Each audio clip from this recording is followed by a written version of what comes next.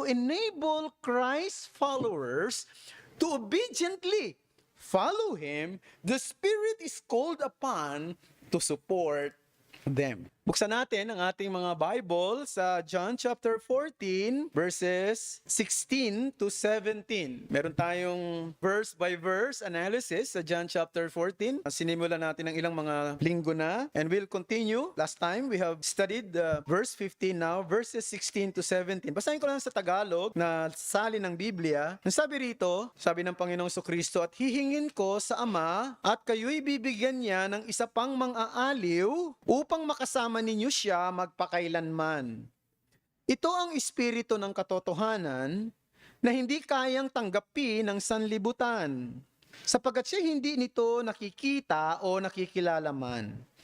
Siya'y nakikilala ninyo sapagkat siya'y nananatiling kasama ninyo at siya'y mapapa sa inyo. Manalangin tayo. Lord, we pray for your blessing of wisdom, and we pray for your Holy Spirit to be our teacher today as your servant will be preaching your word. We pray na ilayo niyo po sa anumang pagkakamali sa pagpapaliwanag at makita namin yung connection ng mga binasa at pagbubulay-bulayan namin sa aming mga personal na buhay at sa amin bilang isang iglesia. Ito ang aming dalangin sa pangalan ni Jesus. Amen. Papamagitan natin ang ating pag-aaral ngayon na the Holy Spirit as gift. Now, walang duda na alam nyo na ang kwentong ito at sigurado ko kahit ng mga bata alam ito. Si General Douglas MacArthur na commander in charge ng ating bansa ng panahon ng mga Amerikano ang siyang sumasako pa sa ating bayan, ay siya rin ang commander nung panahon na ang Imperial Army ng Japan ay lumusob at pumatake dito sa ating bansa noong 1941. Habang nagiging malala ang sitwasyon, inutusan ng presidente ng Amerika na si President Roosevelt si General MacArthur na mag-relocate ng lugar patungo ng Australia. Ang katotohanan, reluctant si Douglas MacArthur na umalis sapagkat alam niya na sa kanyang pag-alis ay iiwanan niya ang kanyang mga troops doon sa Bataan Peninsula. Ngunit nung siya nasa Australia na, he made a speech and he vowed that he will be back to the Philippines. Sabi niya, I came out of Bataan and I shall return. At iyon ay naging isang motto, naging slogan, at naging kilala si Douglas MacArthur doon sa pananalitang yan. So ultimately, he was able to keep that promise. In October 1944, he returned to drive the Japanese out of the country. MacArthur made his vow. Pero alam nyo, noong nangako si MacArthur na babalik sa Pilipinas, hindi niya alam kung matutupad niya ba yung pangako niyang yun o hindi. Hindi niya rin alam kung mapagtatagumpayan ng mga puwersang Amerikano ang Imperial Army ng Japan. No? Wala siyang katiyakan, but he had that promise. And of course, history tells us, natupad yun at nakabalik siya. At alam niyo yung pangako na yon, bagamat hindi pa naman natutupad nung panahon na yon, yung kanyang pangako na yon ay nagbigay ng inspirasyon sa mga Amerikanong sundalo at mga Pilipinong sundalo na magpatuloy sa kanilang laban sa Imperial Army ng Japan. Kaya alam natin yung mga kwento na may mga underground movement, may na lumalaban sa mga puwersang Hapon. So, nakita natin yung pangako ay nagbibigay ng inspirasyon. Pangako ng isang tao na hindi niya tiyak kung matutupad niya, pero nagbigay ng inspirasyon sa mga taong pinangakuhan. Higit na dapat na magbigay sa atin ng inspirasyon ang pangako naman ng Diyos. Sapagkat ang Diyos, kapag siya'y nangako, tinutupad niya sapagkat may kapangyarihan siyang tuparin ang kanyang pangako. Marami tayo rito, siguro nangako na rin tayo in one way or another sa isang tao na tutulungan natin, mag-a-assist tayo, no? Pero hindi natin natupad. I can still remember many years ago na meron lumapit sa akin, alam mo, Pastor, nangako ka sa akin hindi ko natupad. So ang point dito, mga kapatid, bilang tao, hindi natin na paaring di tayo nakatitiyak na matutupad natin ang isang pangako. Ngunit ang Diyos, nasa Kanya ang lahat ng kakayanan at nasa Kanya ang lahat ng lakas para anuman ang kanyang sinabi ay mangyari. At yun ay dapat magbigay ng inspirasyon sa sino man sa atin. Ang Panginoong Kristo, nung siya ay papaalis na, he is about to leave, at sinabi niya na magde-depart siya, he made promises sa kanyang mga disciples na at that time ay medyo nagkakaroon ng kabigatan sa kanilang kalooban.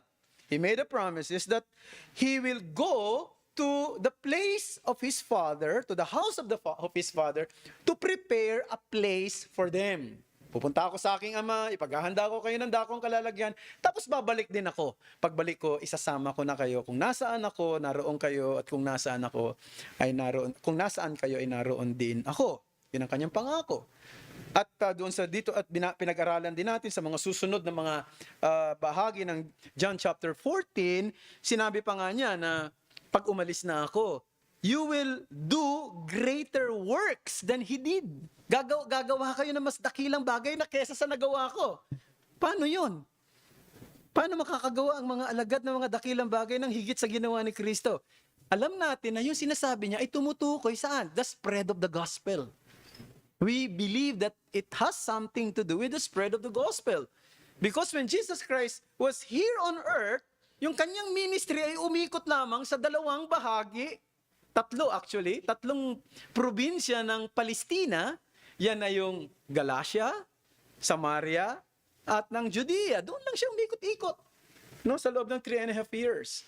Pero noong ang Panginoon Kristo ay umakyat sa langit, ang kanyang ebanghelyo ay tumawid mula doon sa Palestine patungo saan? Sa Asia Minor. Hanggang makarating ng Europe, ng Rome. Nakarating sa iba't ibang bahagi ng ating mundo, nakarating maging dito sa ating bansa. At yun ang sinasabi ng Panginoon Kristo na greater works ang magagawa ng mga disciples ko ng higit sa akin. Pero ang isa sa pinakamahalagang pangako ng Panginoon Kristo at the moment of his departure is this: someone will come in his place. At yung darating daw ay hindi lang mananahan sa inyo, sabi niya, kundi kasama ninyo.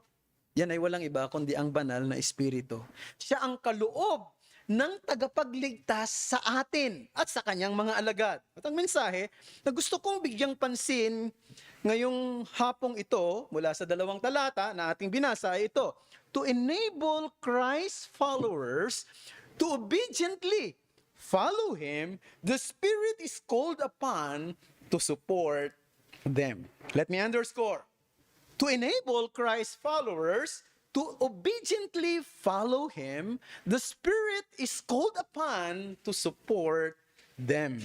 And I have 3 things or 3 points to share to you. Number 1, the promise gift. That's number 1. Secondly, the procurement of the gift. And then, number 3, last but not the least, the privilege of having that gift.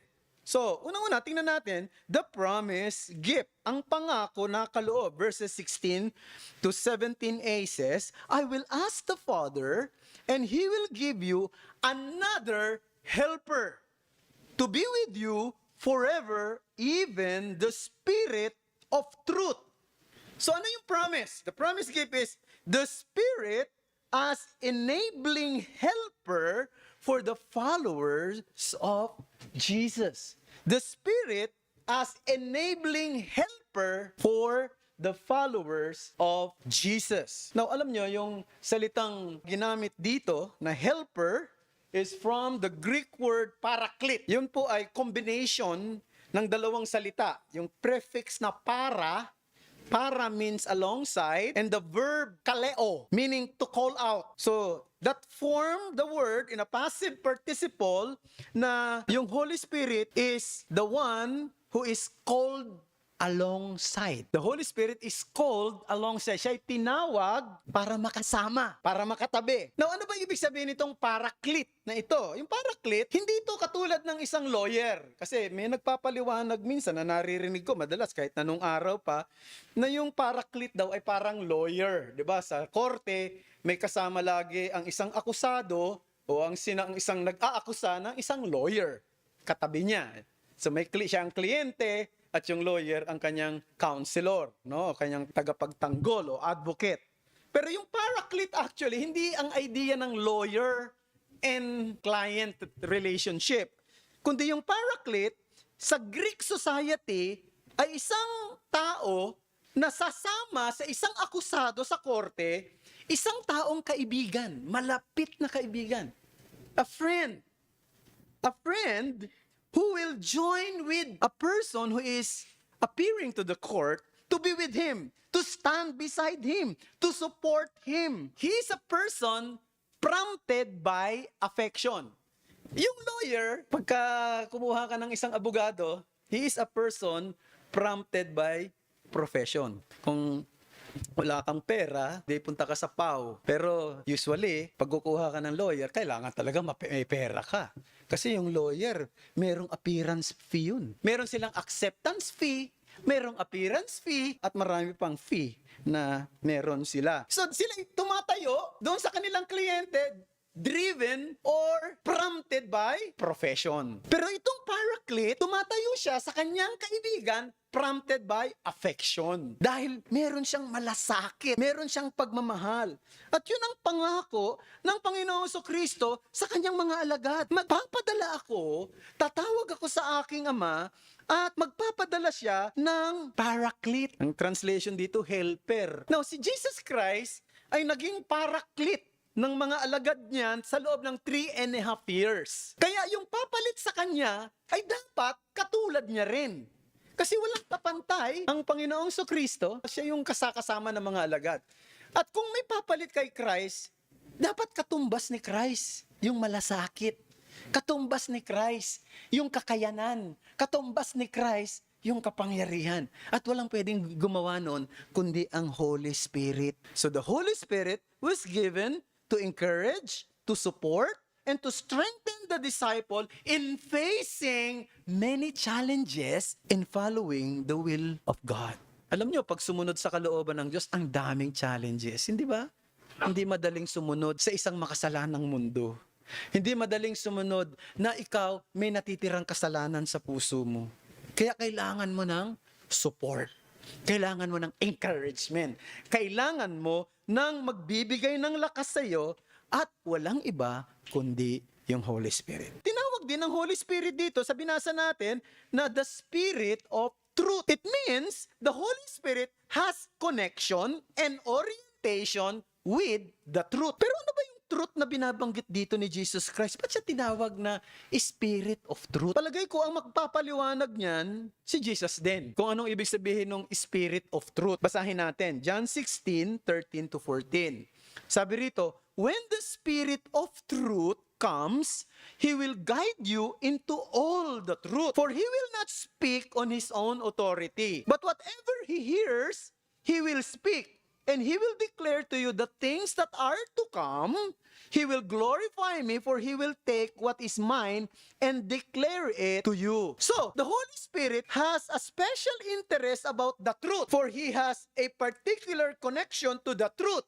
And that truth is about the Lord Jesus Christ. This is not just a truth in opposite with error, but this is a truth that has something to do with Christ. Katotohanang nakakabit, nakaugnay kay Kristo. Hindi ito katotohanang nakahiwalay kay Kristo. Ito'y katotohanan patungkol kay Kristo, or if you will, katotohanan patungkol sa Ebanghelyo ni Kristo. Now, gusto kong bigyan ng diin yan, mga kapatid. Sapagkat may mga kaibigan tayo sa charismatic at sa ibang denominasyon, no, na nagsasabi, alam mo, sa panahon natin ngayon, nabubuhay na tayo sa Holy Spirit age. Tapos na yung Christ age. We are living in the age of the Spirit. Yan ang paliwanag ng iba ngayon. Nung daw pumunta si Kristo sa langit, ngayon na ay Spirit age na. Tapos na yung Christ age. Yan ba ang turo ng Bible? Kaya nga siguro, ang mga madalas na binibigyan diin nila sa kanilang mga pangangaral ay yung mga paksa na may kinalaman saan? Baptism of the Spirit, fullness of the Spirit, ano pa? Power of the Spirit, anointing of the Holy Spirit, etc.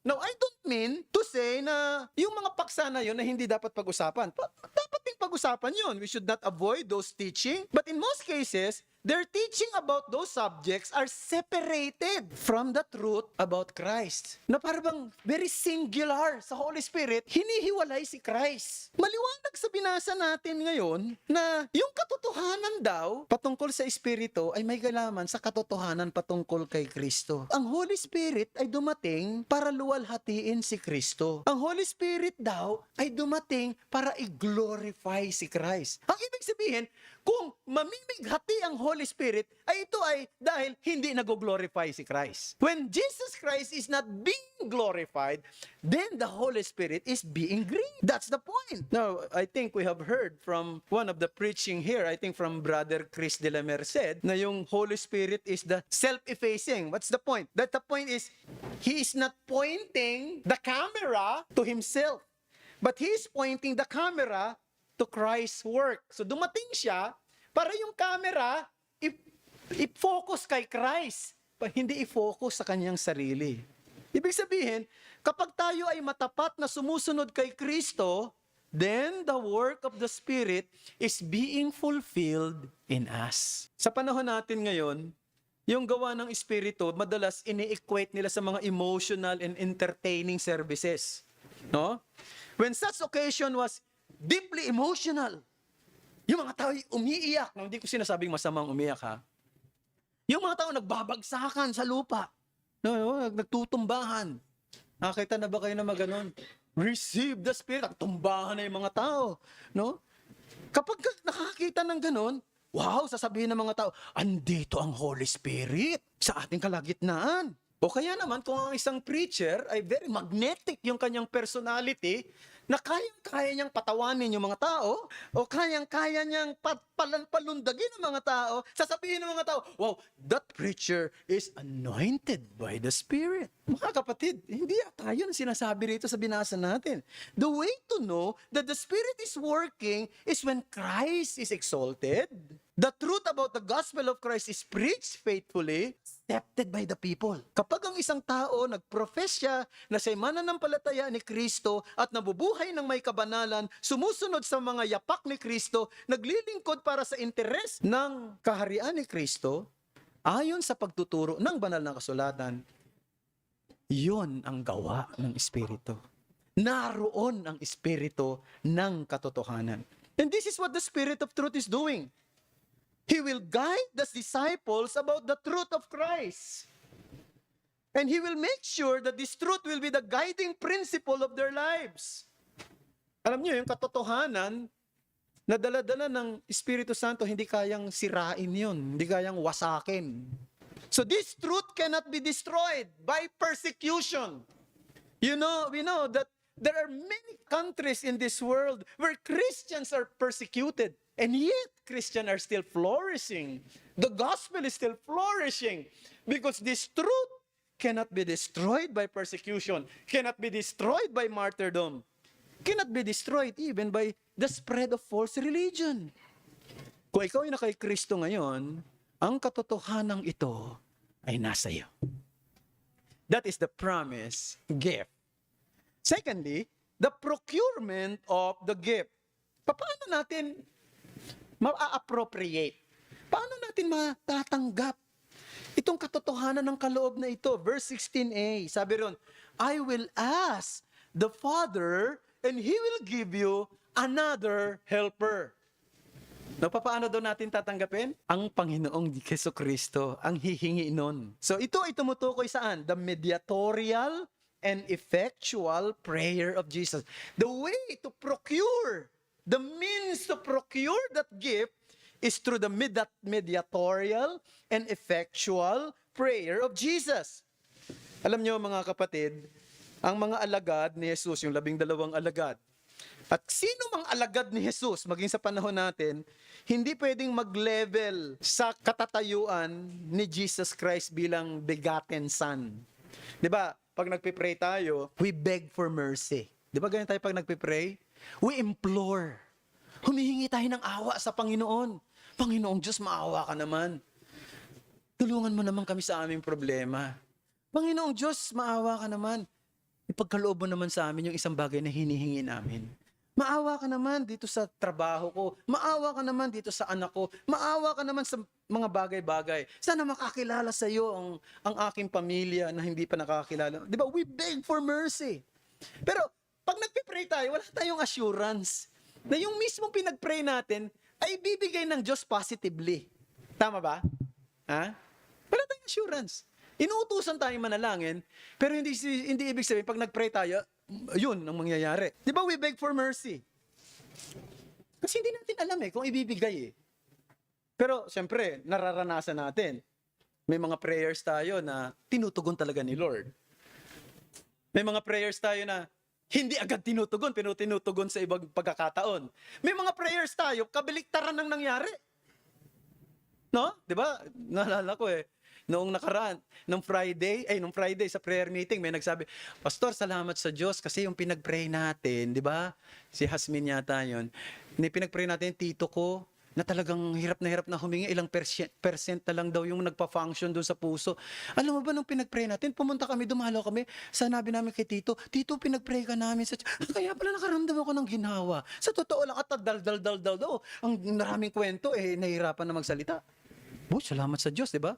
Tapos, yung ni Benny, di ba, pinag-pray natin na hindi na daw talaga kahit na daw lumunok ng laway na hihirapan dahil sa matindi ng stiff neck na dumating sa kanya, buntis pa. Ngayon, okay na.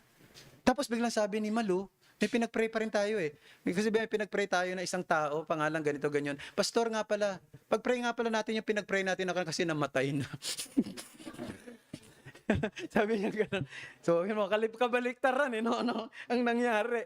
So, hindi tinugon yung prayer natin, ang binagay, kabaliktaran. Bakit? Yun ang kalooban ng Diyos. Diba? Kasi yung kalooban ng Diyos ay higit na mas mataas at higit siyang mas matalino kaysa sa alam niya kung ano yung mas mabuti. So, ganun lang naman Pero, pag si Jesus Christ nag-pray, sigurado natin 100%, 100 million %, natutugunin ng Panginoong Diyos. Bakit? Alam niya yung kalooban ng Ama. Diba? Member siya ng Trinity. No? In terms of essence and nature, He knows the mind of God. Because makapangyarihan siya.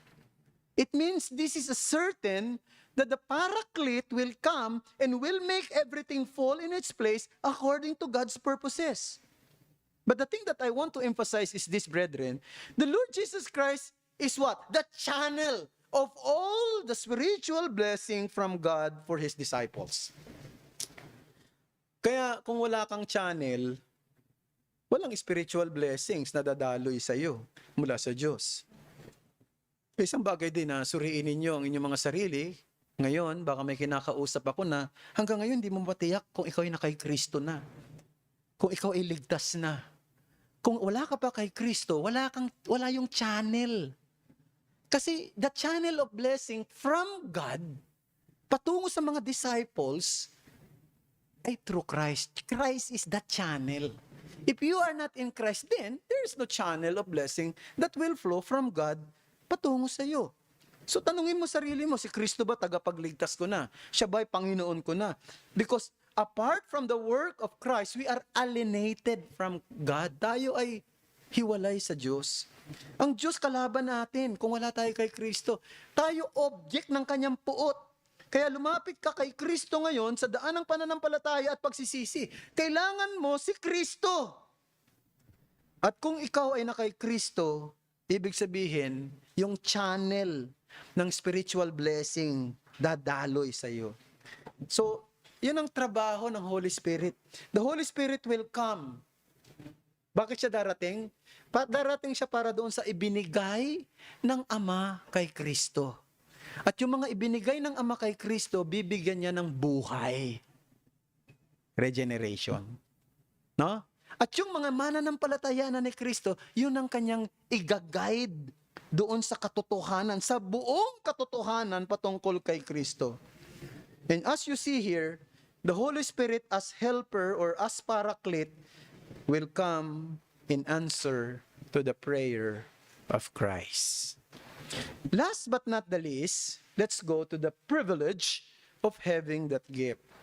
The privilege of having that gift, it is a precious possession that the world does not have. It is a precious possession that the world does not have. It is precious. Why? Because it is forever. Verse 16, another helper to be with you forever. Kita nyo? It is precious. Why? It is forever. Maraming precious, pero hindi forever. No? Maraming mahahalagang bagay, pero hindi naglalast. And then it is precious because it is exclusive.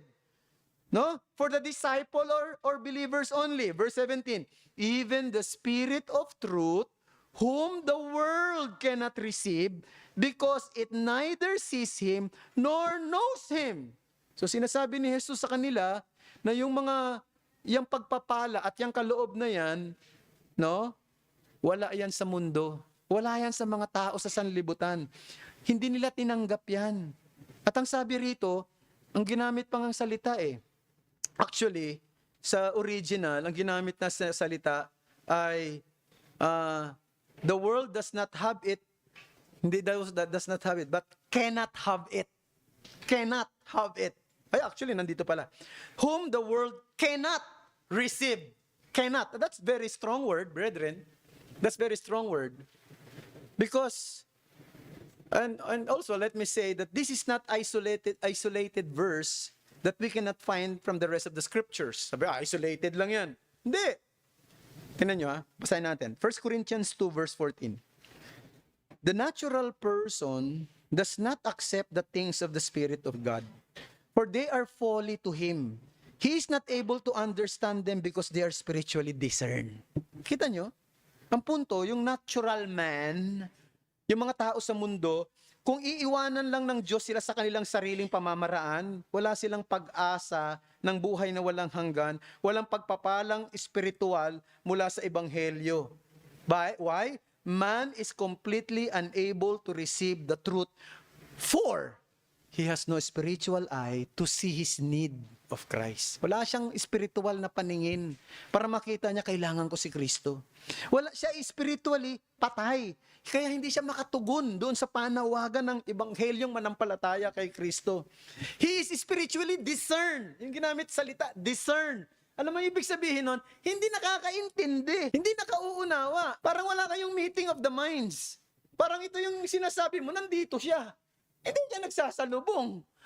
No? Spiritually discern. Kaya hindi niya mayakap yung katotohanan patungkol kay Kristo. At ang tingin niya, yung sinasabi mo, foolishness. Hindi niya nakikita yung realidad. Natatayo siya isang araw sa hukuman ng Diyos para magsulit sa kanyang kalalagayan bilang isang makasalanan at sa mga nagawa niya rito sa mundo. Hindi niya nakikita yon. Baliwala sa kanya. Pag pinag-uusapan yung judgment, ngingitian ka lang niya. Hindi kasi niya naiintindihan na kailangan niyang paghandaan yon. Maraming ganyan. Judgment. But what really thrilling in this verse is, why this is precious? Because it is not only forever, it is not only exclusive, it is personal. Verse 17, sabi ron, you know Him, for He dwells with you and will be in you. That's a very beautiful words. You know Him, for He dwells with you and He will be in you. Doon mo makikita, no, mga kapatid, na bakit may mga tao na intindihan yung Ebanghelyo? Hindi dahil matalino siya. Hindi dahil pahamang isip niya.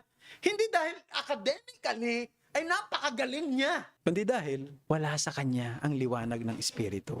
Hindi niya kasama ang Espiritu.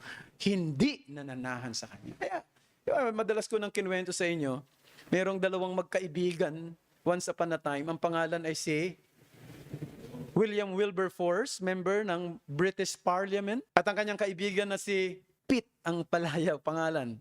Kalimutan ko yung first name, basta Pitt. Hindi naman yan si Brad Pitt, no? Baka isipin nyo si Brad Pitt. James Pitt, I guess. James Pitt. Siya ay, hindi lang member ng British Parliament, siya mismo ay Prime Minister. The youngest Prime Minister in Great Britain during that time. Pareho silang umatin ng isang service. Mayroong isang speaker from somewhere, nagpipreach siya ng salita ng Diyos, umatin silang pareho. Nag-i-enjoy ito si William Wilberforce dun sa pakikinig. Sabi naman nung kanyang katabi, Pareho silang galing ng Oxford, pareho silang matalino. Sabi nung katabi, ano ang pinagsasabi niyan? Nakita na dalawang reaksyon magkasalungat. Parehong matalino, parehong galing sa Oxford, parehong member ng British Parliament, magkaibang reaksyon doon sa napapakinggan. Yung isa, di ba? Joyfully, tinatanggap niya yung salita ng Diyos. Yung siya naman, tingin niya, foolishness lang yung sinasabi nung nagsasalita sa harapan. Sabi ni Jesus Christ, ang dahilan, you know Him, for He dwells with you, and He will be in you. And this is a glorious, this is incomparable, unequal, and unique privilege for all the disciples of Christ. We know Him, and He dwells in us. Kung ikaw ay totoong anak ng Diyos ngayon, dapat yan ay magbigay sa iyo ng comfort. Dahil meron kang isang possessions na precious na wala sa iba. Maaring mahirap ka lang, maaring mababa lang ang aral mo, maaring hindi ka kilala sa mundong ito, sa lipunang merong na kinagagalawan mo, but you have that precious possession that is especially and unique for you. Habang ang mundo ay nag-i-enjoy ng mga panandaliang kasiyahan at kayamanan, ikaw naman ay inihahanda para sa walang hanggang pagpapala. Isang pagpapalang walang katulad, isang pagpapalang hindi masusumpungan sa sanlibutan. And that should give comfort to you if you're a true child of God. Manalangin tayo. Salamat sa iyo, Panginoong Diyos, mga salita mong yan na aming pong napagbulay-bulayan ngayon pong hapong ito. Sulat mo sa aming mga puso ang mga katotohanan na aming napakinggan. Sana ay makita namin ang koneksyon nito sa aming buhay. Buksan mo ang isipan namin, buksan mo ang puso ng bawat isa sa amin, na ma-embrace namin yung truth. At sana ang Holy Spirit ay kumilos sa puso ng bawat isa. At masabi rin namin, we know Him, He dwells in us, and He is with us. Ito ang aming dalangin sa ngalan ni Jesus. Amen.